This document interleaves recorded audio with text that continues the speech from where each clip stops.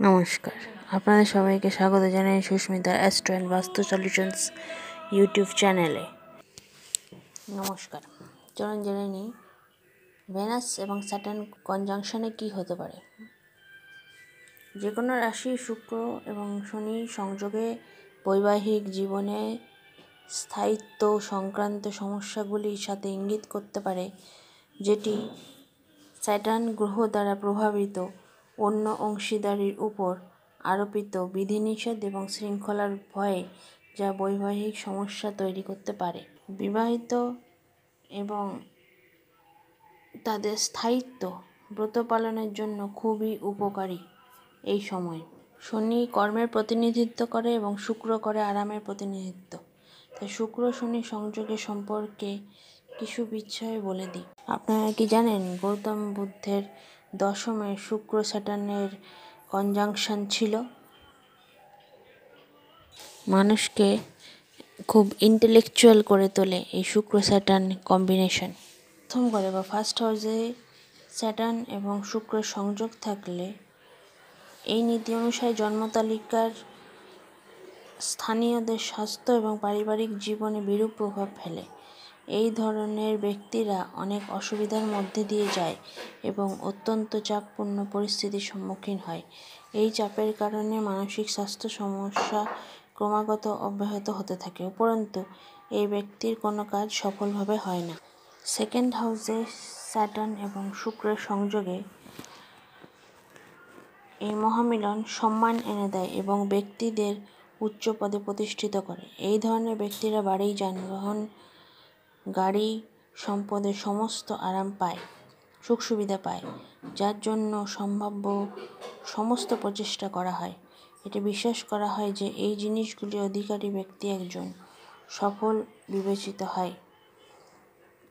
এই অনুসারে দ্বিতীয়তে যদি শুক্র শনি সংযোগ থাকে তবে তাদের উন্নতি প্রবল এবং আর্থিক দৃষ্টিকোণ থেকে খুব অনুকূল বলে বিবেচিত হয়। তৃতীয় ঘরে অর্থাৎ থার্ড হাউসে ভেনাস স্যাটার্ন কনজাংশনে এই সংযোগ পিতামাতার দ্বারা কিছু ধন সম্পদ অর্জিত হয়েছে তার সুফল ভোগ করে, তাদের সঙ্গে সম্পর্ক ভালো হয়, তারা কেবল সম্পদের উত্তরাধিকারী নয়, পৈতৃক সম্পত্তিও পায়।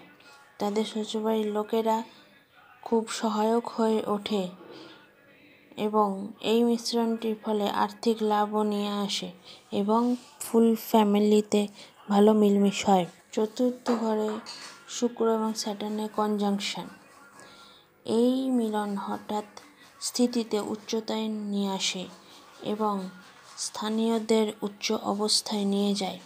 এই ধরনের ব্যক্তিরা তাদের কর্মক্ষেত্রে কৃতিত্বপূর্ণ পদে অধিষ্ঠিত হন এবং যদি তারা শিল্প খাতে থাকেন, সেই জিনিসে থাকেন, তবে তারা বিশিষ্ট শিল্পপতি হয়ে ওঠেন।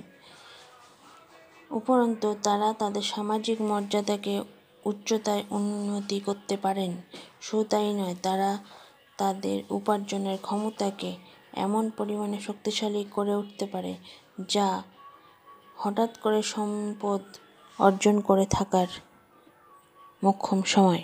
তার সাথে যে ব্যক্তিরা যন্ত্রপাতি বা রাসায়নিক সম্পর্কিত ব্যবসায় জড়িত থাকে তাদের ব্যবসায় অনেক উন্নতি এবং উচ্চতার শিখরে পৌঁছায়। ফিফথ হাউস অর্থাৎ পঞ্চম ঘরের শুক্র শনির সংযোগ জন্মতালিকায় যদি এই সংযোগ থাকে তাহলে ভালো শিক্ষা অর্জনের পরে একজন ব্যক্তি যা চান তাই অর্জন করতে অক্ষম হন। একটি ভালো শিক্ষা অর্জনের অর্থ হল শিক্ষাটি উচ্চমানের, কিন্তু এর ফলে কোনো সুবিধার স্বীকৃতি পাওয়া যায় না। সিক্সথ হাউসে অর্থাৎ ষষ্ঠ ঘরে শুক্র স্যাটার্ন জন্মতালিকায় যদি এই মহামিলন থাকে তাহলে শত্রুদের বিরুদ্ধে জয়লাভ করতে পারেন। জাতকের পক্ষে খুব সহজেই তা হয়ে থাকে। এই সন্ধির শুভ প্রভাবের কারণে শত্রুরা যত শক্তিশালী হোক না কেন তাদের ধ্বংস স্বাভাবিক হয়ে যায়। তারা তাদের বিরুদ্ধে সমস্ত আইনি লড়াইয়ে বিজয়ী হয়ে থাকেন এবং এই ধরনের ব্যক্তিরা সর্বত্র সাফল্য অর্জন করেন। যাদের সপ্তম ঘরে অর্থাৎ সেভেন্থ হাউসে ভেনাস এবং স্যাটার্নের কনজাংশন থাকে তাদের জন্মতালিকায় জাতক একজন গুণী জীবনসঙ্গী পায়। তাছাড়া পত্নী খুবই নম্র বা পতি খুবই নম্র এবং সংস্কৃতি মানা প্রকৃতির। সপ্তম ঘরে শুক্র শনি সংযোগ নিশ্চিত করে যে স্থানীয়দের বিবাহিত জীবন ভালোইভাবে কাটছে। এই সময় যারা বিবাহের জন্য অগ্রসর হতে চান হতে পারেন। অষ্টম ঘরে শুক্র স্যাটার্ন 8th হাউসে এই জন্মতালিকায় থাকলে স্থানীয়দের সম্পর্ক মজবুত করে। উপরন্তু ব্যক্তির লিভার এবং কিডনি নিয়ে সচেতন হওয়া দরকার। তাছাড়া উচ্চ রক্তচাপেও সচেতন হওয়া দরকার। আকস্মিক দুর্ঘটনা থেকে এড়াতে বাইক ব্যবহার না করাই ভালো। এছাড়াও অষ্টমে যাদের শুক্র স্যাটার্ন আছে, নির্দিষ্ট কিছু গ্রহের বিরূপ প্রভাবের কারণে ব্যক্তির খ্যাতি এবং মর্যাদার উপরও প্রভাব পড়তে পারে, তাই সাবধান থাকবেন। এবার বলি 9th হাউসে শুক্র এবং স্যাটার্নের। চলুন এবার জেনে নিই নবম ঘরে শুক্র এবং শনির কনজাংশন কি জানাচ্ছে আমাদের।